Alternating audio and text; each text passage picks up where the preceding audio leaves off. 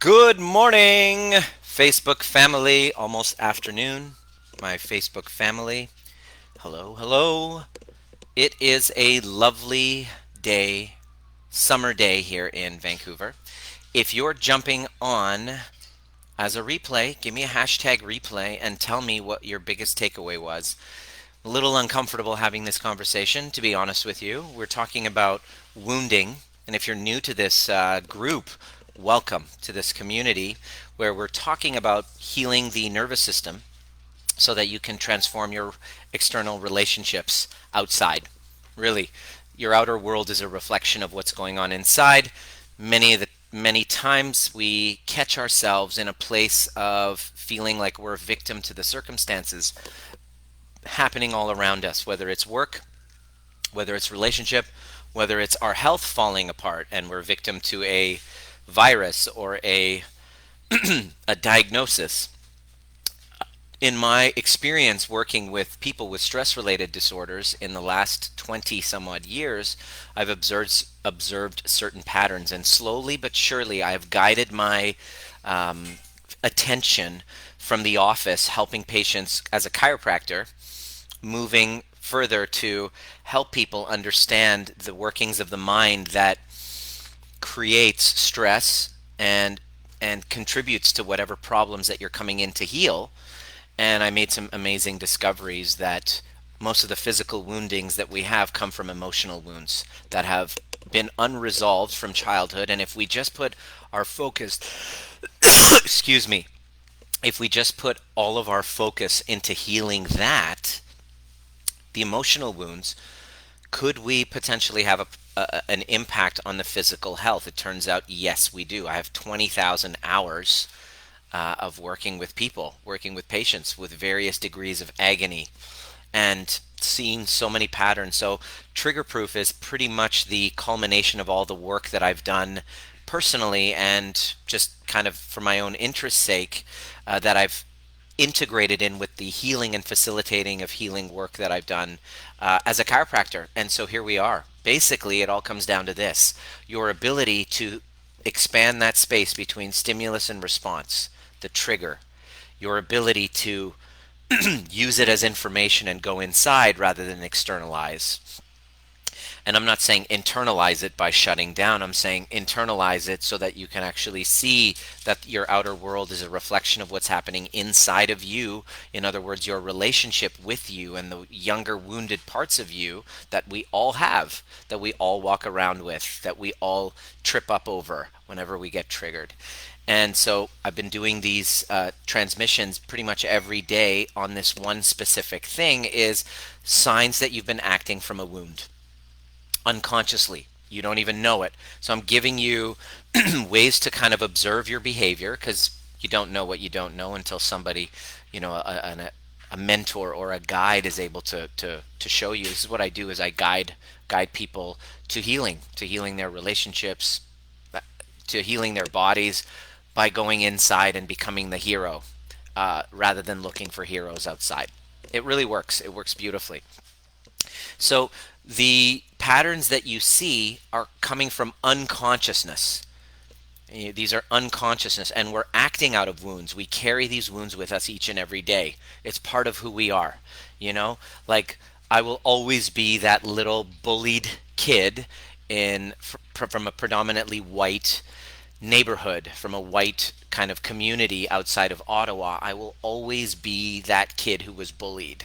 You know what I mean? That he's a part of me. And my wife will always be the girl from Moose Jaw, Saskatchewan.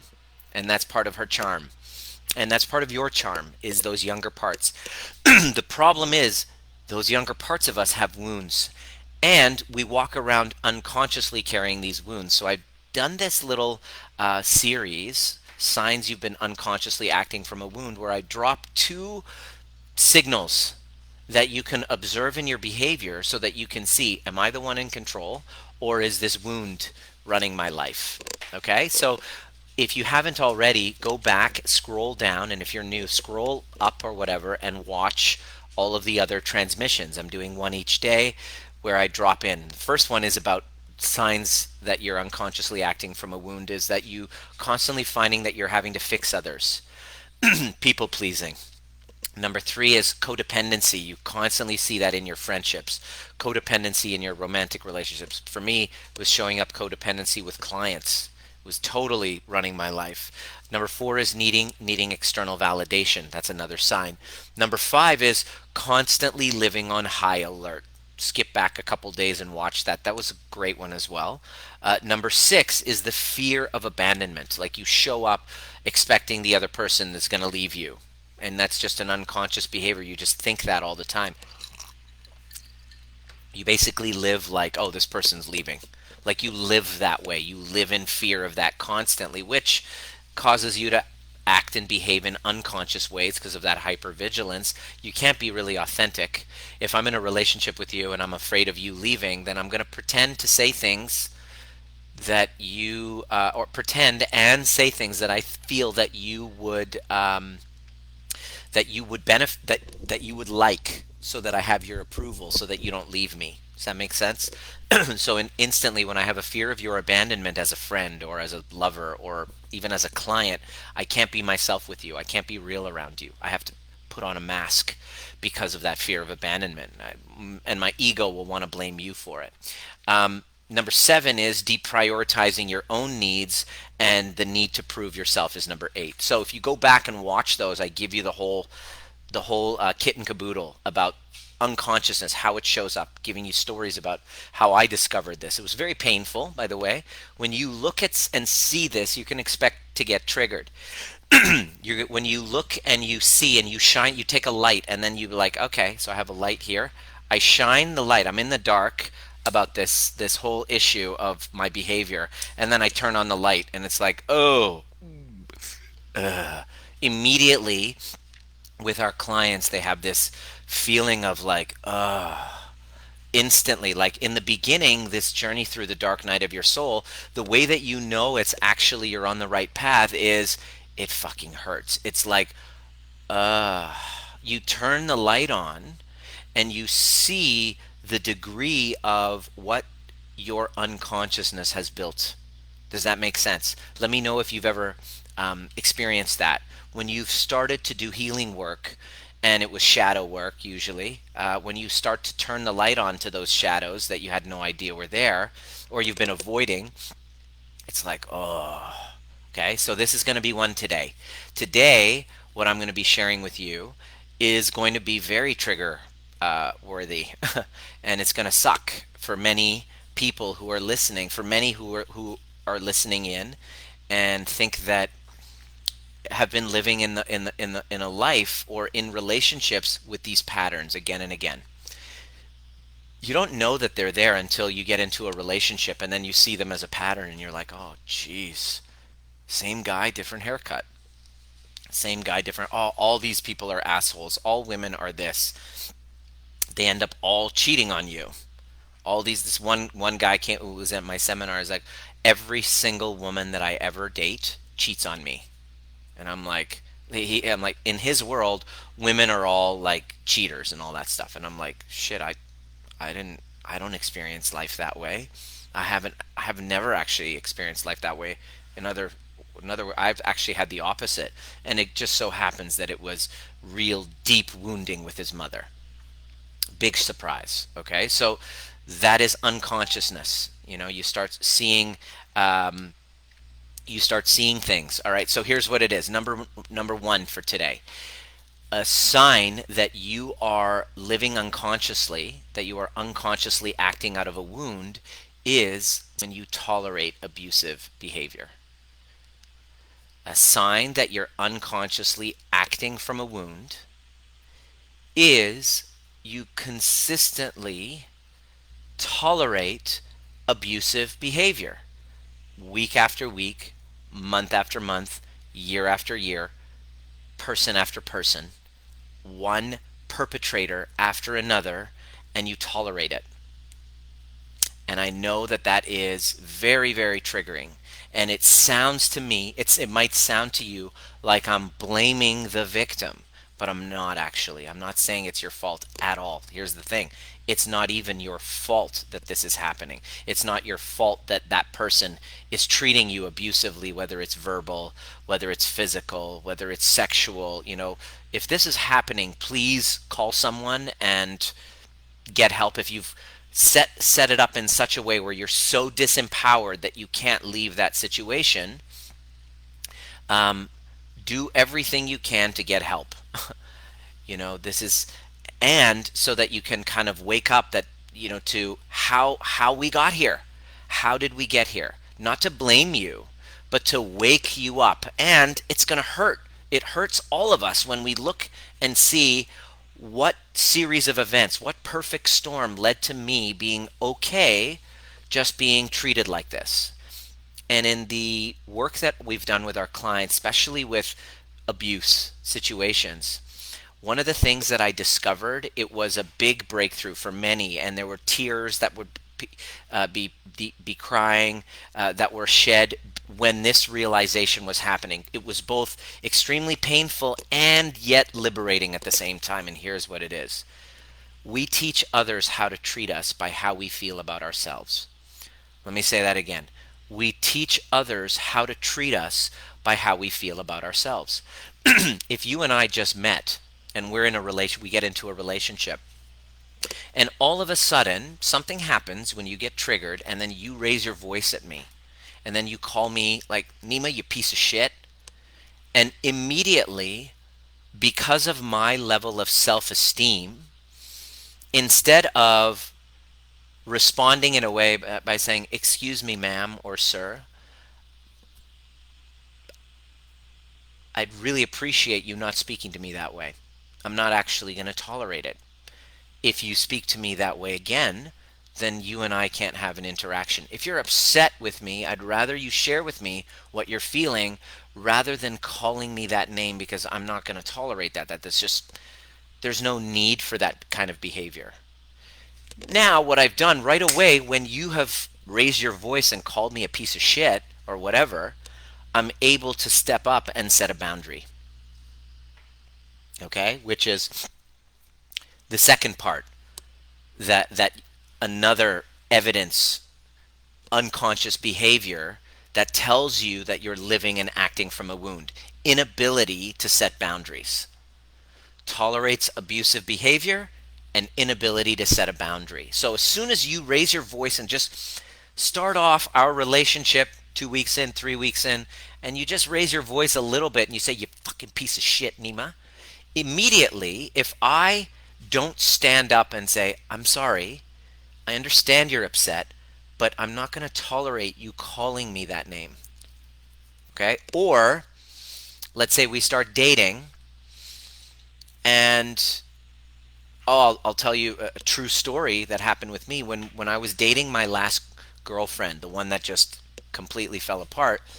I wasn't really like planning on being monogamous, and it was set up that way that, hey, everything's cool, we're free to do whatever we choose. A few months into the relationship, I told her that there was somebody else that I'd like to go on a date with. And she basically said, okay, even though she was so distraught by it. She was so distraught by it. I said, this is what I want. Now, 3 months into the relationship, she turns to me and she says, okay, that's fine, I understand, thank you for telling me. And then just completely is devastated and is like crying for 2 or 3 days. And after I dated that other person, it found out within a couple of hours or a day or whatever, I wasn't really interested. Then, me and my ex, we kind of got back together, and she just took me back. And I was like, okay, cool. All right. This was what we spoke about. I wasn't lying. I was telling exactly what was going on. But because she didn't set that boundary, in my mind now, the interpersonal connection between us now, I now know, okay, so that's not a boundary.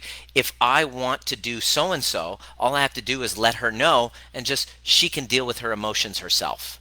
And so the relationship was set up in that way, which over time completely became toxic, because She truly wasn't okay with it. She just didn't know how to set that boundary. So she felt like I was consistently abusing her emotionally by, saying that I wanted to date other people or whatever. And so I'm not saying I'm completely innocent in that. I know who I was at the time that wasn't really all in with one woman. I didn't really understand or didn't really have a sense of commitment because I hadn't been committed to myself. I was the avoidant. So I always had, you know, a boundary with relationships, which is I'll be in a relationship with you as long as you don't tie me down. That was my boundary. Okay. And she was like, okay.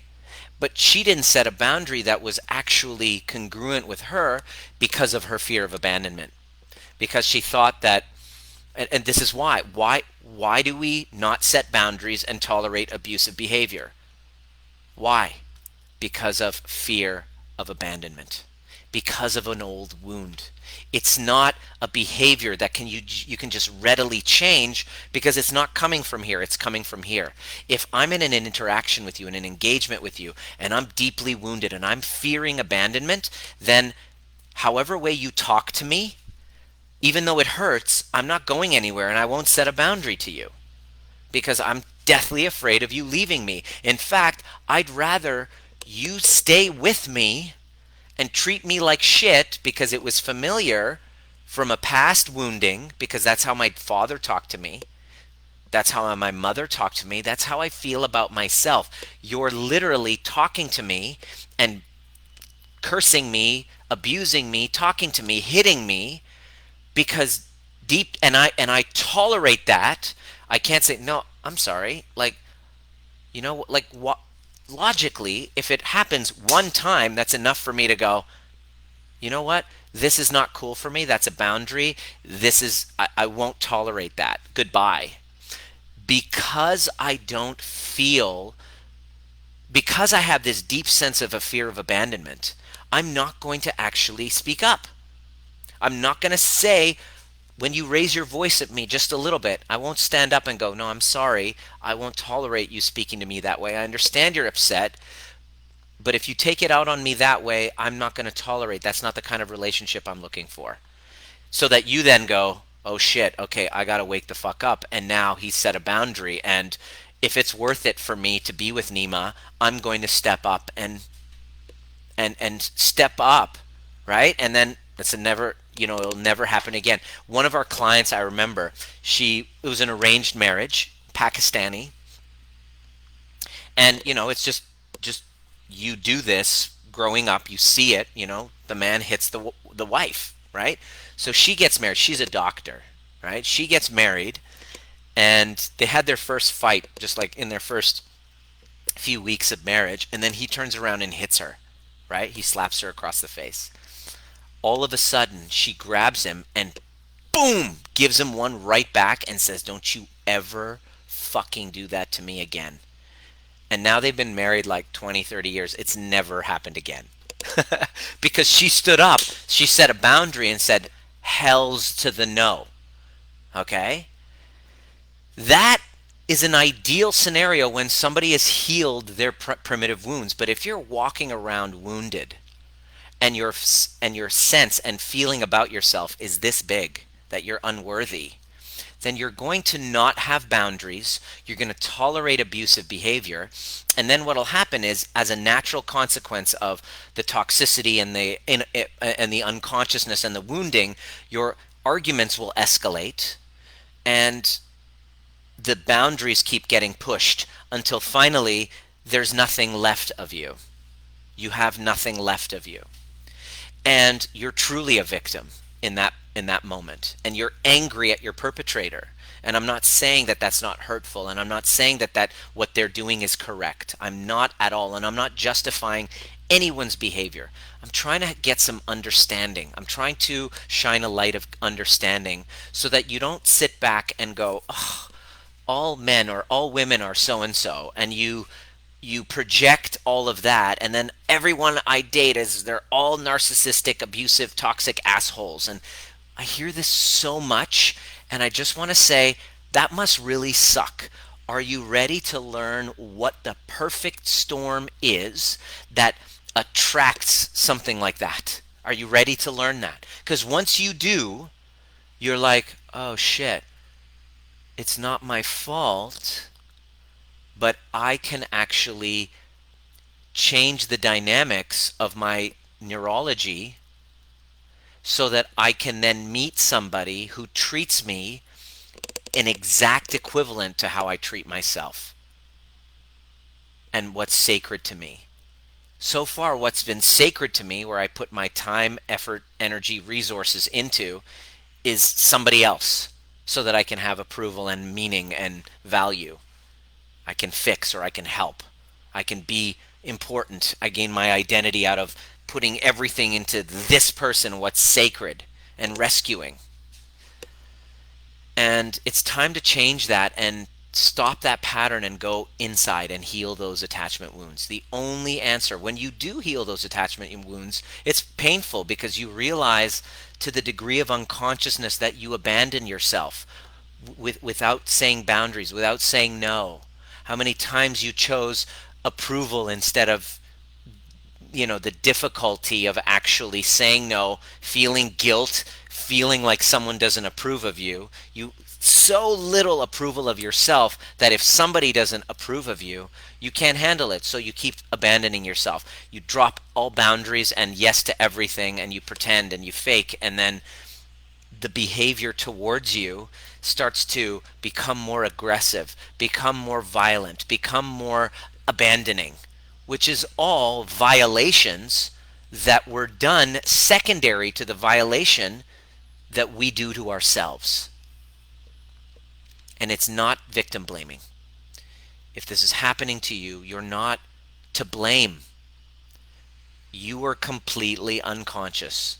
This is no fault of your own. In fact, it's not even the fault of your parents that this whole dynamic is starting. It's not even the fault of their parents. We are talking about generations of cultural and systemic imprisonment, where we have unplugged from who we are and we bow into some sort of other system, family system, cultural system, religious system, relationship system, where you just do what you think is right so that you can have approval. And it's painful to break free from that. But the shitty behavior that's happening towards you, the abusive behavior, the back and forth, the unfulfillment is the wake-up call. It's the wake-up call to help us step up and take ownership. And where do you begin? You begin by healing those attachment wounds. That's what this entire group is all about.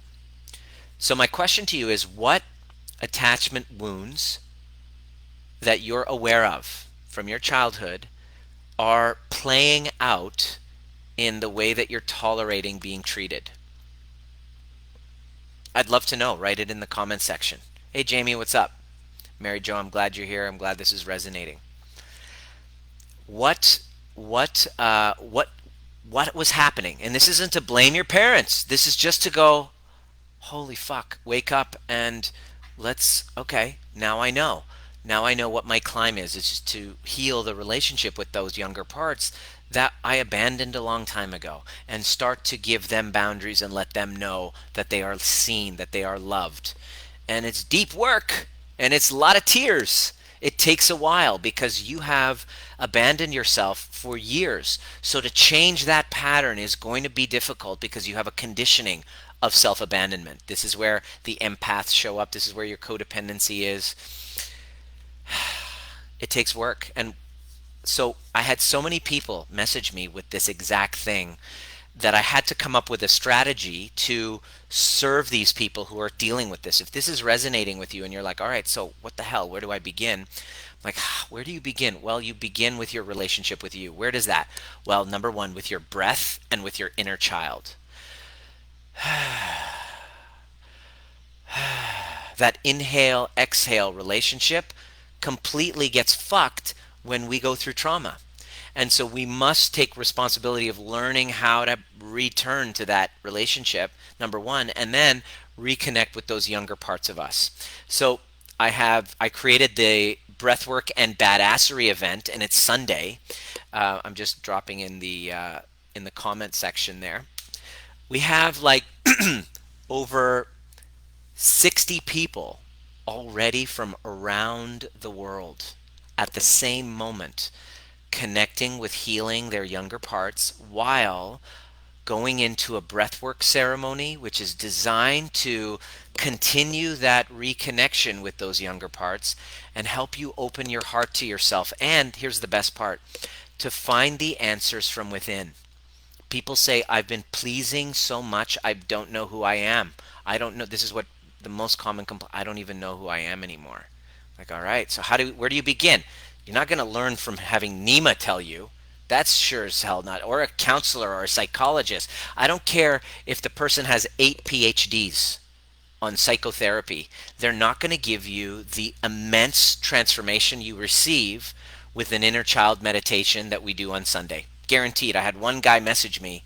He said, I feel like I did 10 years of therapy in 3 hours. I'm like, exactly. And the best part is, I didn't tell you anything. I just guided you back to yourself. And the cool part is, on the other side of it, you get a message to that inner child and from, which is the exact inner wisdom that you're needing in where you're stuck in your relationship or your career or purpose or your health, wherever you're stuck in the unknown. I don't know what the next step is. I don't know where to go. Well, when you go inside and you ask the right individual, which is your higher self, which you get access to in this workshop, all of a sudden on the other side, you're like, oh shit. And then I ask you, I say, hey, Jamie, hey, Mary Jo, so what was the guidance from the inner voice? And then you'll write in the comment section, you'll say things like, yeah, it was like, inside of you, you already have everything inside of you. You don't need to be perfect. You don't have to get it all right. You don't have to try to be good. You're already there. Like, it's like wisdom from within that wouldn't be as meaningful if it was coming from me. You get to experience it. And I wanted to make it affordable so that people starting that journey back into themselves, there's nobody that couldn't afford it.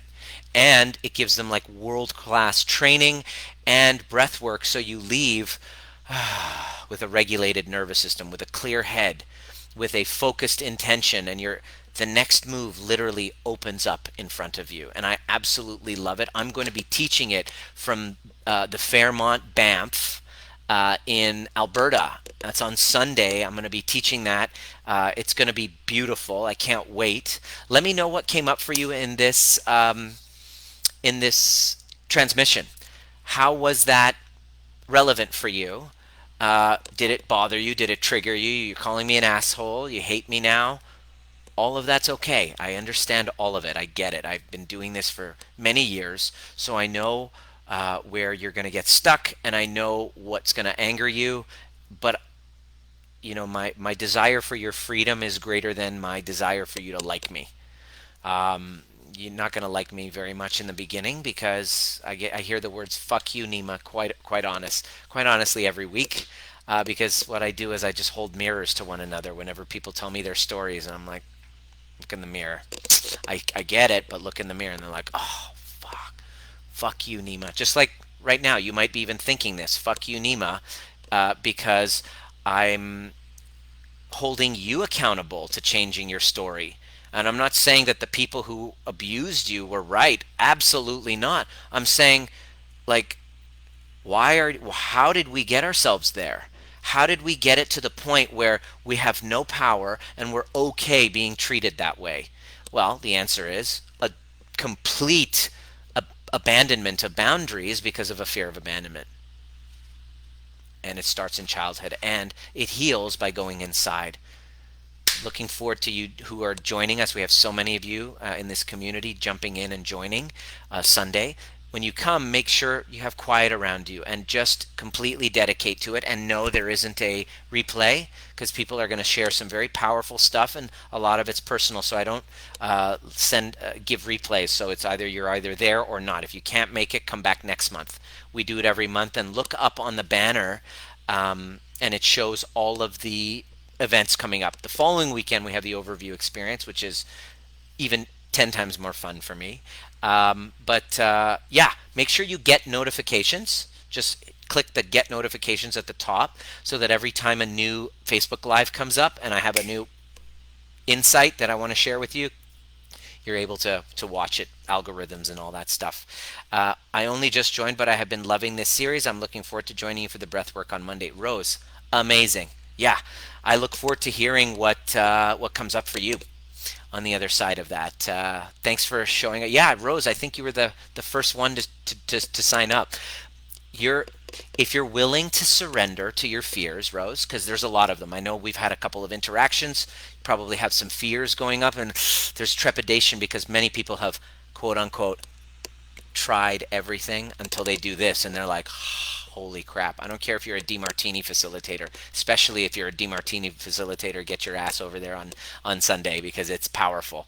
But I look forward to seeing what happens on the other side of that journey for you, Rose, because you're going to get an insight that you'll be like, this is what I needed. And then I encourage you to just keep going down that rabbit hole and keep the journey alive because it's your self-abandon, not yours, our self-abandonment is strong within us. It's the conditioning we got to shift, and that takes time. So you're going to be getting started very soon, Rose. I can't wait. And one final thing, I'm sure you know maybe one or two people that are in your sphere who are going through this challenge with relationships with themselves, especially with their anxiety, kind of disconnection from purpose, not really being able to emotionally regulate very well based on all this COVID stuff, plus all their past stuff. What I'd love for you to do is just go ahead and invite them in this group and tag them in this video so that they can kind of get acquainted with it. And if they like, they'll probably go back and see the series. We did I think we did 5 of 7. I think we did 6 of 7 today. Tomorrow's trigger proof is going to be an interesting one. We're going to be talking about one of the signs that you are unconsciously acting from a wound. I'll give it away. I'm going to go into it tomorrow a little bit more. Is when you keep attracting narcissism. That's a sign of an unconscious wound. Attracting narcissistic partners, people who just don't give a fuck about you and they're just into themselves. There's a wound that has you constantly calling those types of people in, and tomorrow I'm going to tell you all about it. So we look forward to seeing you at the Breathwork and Badassery and beyond. Let me know if you have any questions. Send me a DM. If you haven't yet seen my trigger-proof training, it's a 90-minute training. I'll send it to you with a promo code free for anybody in the group. See you at the next perfect time.